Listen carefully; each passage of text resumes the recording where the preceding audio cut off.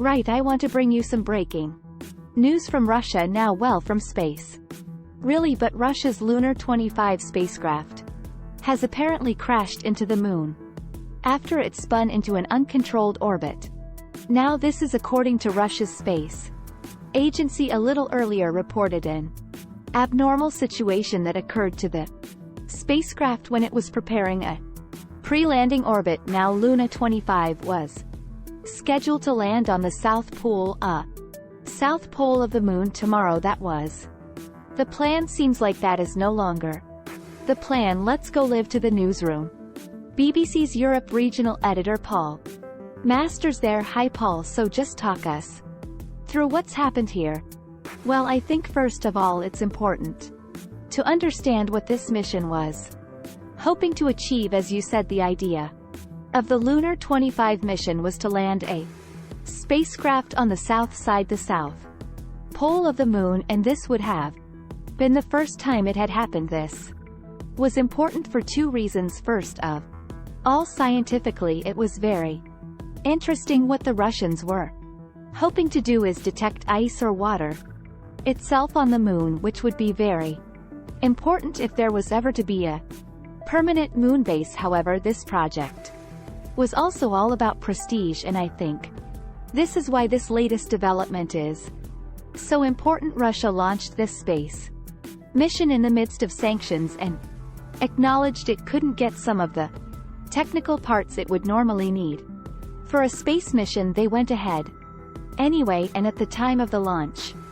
there were critics who said, well, they really thought it only had a 50-50 chance of success. Now if Russia successfully landed this spacecraft on the south pole of the moon soon, it would be able to say, look, you sanction us, and still were able to manage this extraordinary technical achievement. Instead, it appears that the lunar spacecraft has crashed. That's what tasked the Russian news agency is saying, and so that I do think is not going to do anything for Russia's sense of prestige at the moment. We don't know exactly what happened, but it certainly was very close to the moon when things were going right. Only on Saturday the Russian space agency was showing off about the success of the mission. It showed some photographs that the spacecraft had taken of a crater on the moon. It was crowing about how already it had been able to analyze some of the chemistry of the lunar surface, and then a few hours later we were told that just as they were trying to shift the spacecraft into what's called a pre-landing orbit, there was some kind of communication problem. And the latest we've heard, the announcement from Roskosmos of the Russian space agency, they said, to put it rather bluntly, they said as a result of a collision with the surface of the moon, the spacecraft no longer exists. That's pretty final and fundamental, I guess. But it's not the only country with a kind of rocket on its way to the moon's south pole. Is it full? This is the most extraordinary thing about this mission, and indeed the development we've just heard about. At the same time, India is trying to achieve exactly the same feat, landing a spacecraft for the first time on the south pole of the moon. Their Chandrayaan-3 spacecraft actually took off, but before the Russian one did. So after the Russian one did and was expected to land on Wednesday, now there was clearly a race going on, and it now looks like the Indians have far more chance of winning that race, I should say. Though the India Space Agency tried this mission before and their rocket crashed on that occasion, which shows that this isn't an easy mission to achieve. But it is also noteworthy that they were, the original space race was the United States versus the Soviet Union. This time it's been Russia versus India.